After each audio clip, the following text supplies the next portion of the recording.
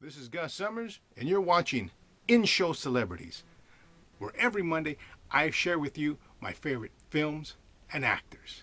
This week, we spotlight Mr. Paul Newman. This fantastic actor has worked with some of the greatest actors that Hollywood has produced and has been involved with, more than just Hollywood. He also is a great philanthropist, a race car driver, so many things. But first up, the first movie I want to share with you is called A Cat on a Hot Tin Roof. It's about a young man who, is struggling with his young wife, who happens to be Miss Elizabeth Taylor.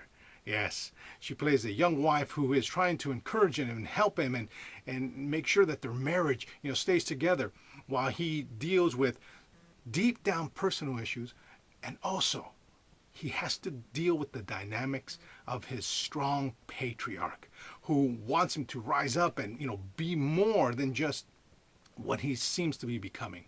His father, the great Burl Ives. Yes, I know. You hear that name and your mind instantly goes to a Rudolph the Red-Nosed Reindeer, because yes, that's his voice.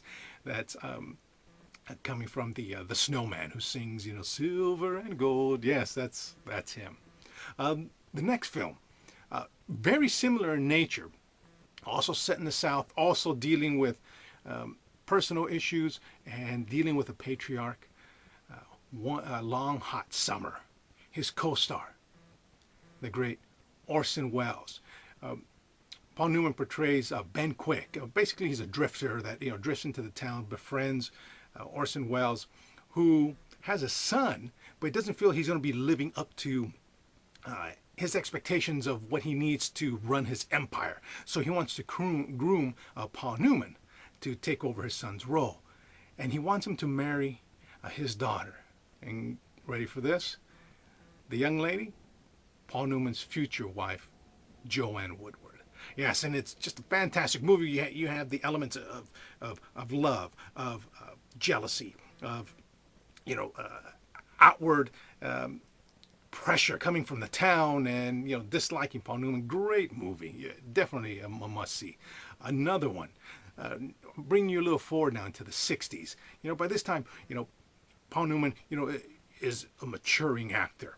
In his early films, like those I just mentioned, or The Hustler, he plays the young kid, the one who has a chip on his shoulder and has that that Paul Newman smile. As he's working through the '60s and '70s, he starts to become more of a mature actor. Another one that I love is HUD. Again, he's still in these young roles, these young men roles that are trying to find themselves.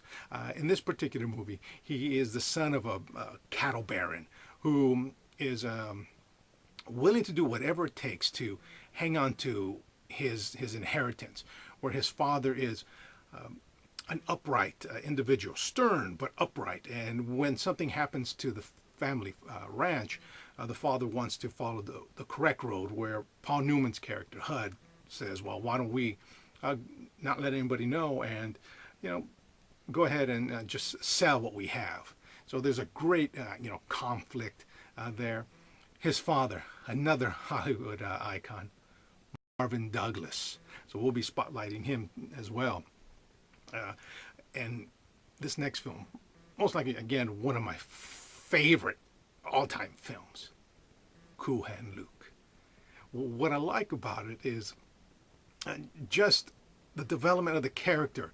And this is a movie that you need to also read about, because you'll find out the theme through a movie. You can find out that what kind of archetype correlation there is between other historical events. And it's very sad when you learn one particular aspect. But this film has, again, tremendous actors. This film actually has I think it was one of the top 10 or top 20 best lines ever that came out of Hollywood. It comes from a Strother Martin. He's that character that you see in all the Southern movies. He talks with that Southern accent, and he is, always in that position of authority. And the great line that he says after they capture Paul Newman from escaping, one of many times, He beats him, he hits him, he rolls down, Paul Newman rolls down the hill, and you see Strother Martin come up to address everyone and says, what we have here is a failure to communicate. That line's been repeated over and over, and tons of other Hollywood movies. But that's where it originated from, Strother Martin and Cool Hand Luke. Another great actor that's in this movie, George Kennedy, another television and film icon. He portrays, he's basically, the big guy of the prison, of the chain gang. And at first he and Paul Newman don't quite get along. But Paul Newman wins him over. And there's a great line, which actually is my favorite line in the film, where Paul Newman is playing cards and he basically bluffs to win. And he bluffs with nothing. He had nothing in it, nothing in his hand.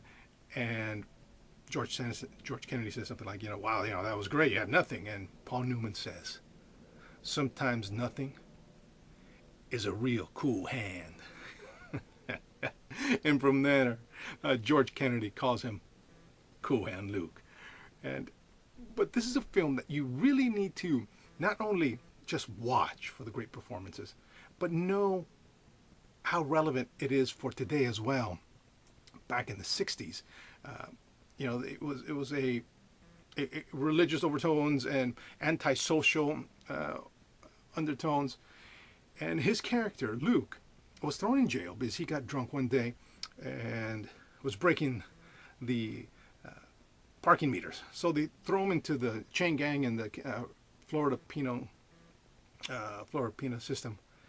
But the sad thing about it was that he was a Korean War veteran. And here you see, here's a hero of our country going through this horrible system and trying to maintain a sense of dignity. And when you learn about that and you read about, something like I said, some of the undertones, you realize what a fantastic movie. Just one more, because we can go on forever with Paul Newman. The Towering Inferno. This movie was a huge blockbuster in 1974. Your actors, I'll name just a few right off. William Holden, a tremendous actor. Jennifer Jones, another Hollywood icon. Wow. Fred Astaire, don't have to say much about him. And Robert Wagner. Fantastic. It was a fantastic cast. It's just a star-studded cast. And of course, we cannot forget Mr. Steve Mcqueen. At this time, these are all huge actors. And a little side note about this particular film. Steve Mcqueen was asked to star in it. He plays the fire chief. And he asked whose name's going to come out first, because they told him Paul Newman was going to be in it as well. And he says, well, my name has to come out first. And they said, absolutely. And the reason that's interesting is that back a few years ago, before that, Butch Cassidy and Sundance Kid, Paul Newman, Robert Redford. Well, actually, that film was written for Paul Newman and Steve Mcqueen. And Steve Mcqueen asked, whose name's coming out first? And they said, Paul Newman. And he said, forget it, I don't do it. So, fast forward, Towering Inferno, he asked, whose name's going to come out first? They said, yours. He says, great. They tell Paul Newman, who was slated to be in it. And they told him, well, Steve McQueen's name's coming out first. Paul Newman says, okay. But what I want you to do with my name, and all the literature and everything, I want my name to be slightly higher. That was fantastic. So when you see movie posters today and you see all the names and you see a name slightly higher, you can thank Paul Newman for that. Just to, there's that battle of great actors. Fantastic film. But just a tid more about that film. It was such a huge success that back in 1974, it made over $140 million. So I'll let you do the math today. Today, they're happy if a movie makes $50-60 million of today's money. So think of 1974, that it made $140 million. It was fantastic, huge film. But what can we say about Paul Newman? Again, like I said, he was a fantastic actor, a race car driver, a philanthropist. Of course, you can find his products all over the supermarkets. And what's wonderful about him is that all the proceeds, he goes to charity. I think what a tremendous legacy to this tremendous actor. And just one last thing, of course, how can we forget that he was the voice of Doc Hudson in Cars? And now a new generation knows who he is, and I know they'll find out his name and go back and see what a fantastic actor he was and continues to be in all these great films. Well, that's it for this week. And I'm Gus Summers, and you've been watching In-Show Celebrities, where we every Monday we focus on my favorite films and actors. And of course, don't forget, please remember, every Thursday we have the In-Show, where we bring on guests live in studio and we talk about their projects and whatever's on their mind. Of course, you can find the link to this show and the In-Show at theinshow.com. You'll see them right on top there. Click, share, and enjoy everything that we bring you. And of course, don't forget to visit us on Facebook, Twitter, YouTube, LinkedIn, Pinterest, Flickr, all those great social media sites. And as always, ladies and gentlemen, Gus has left the building.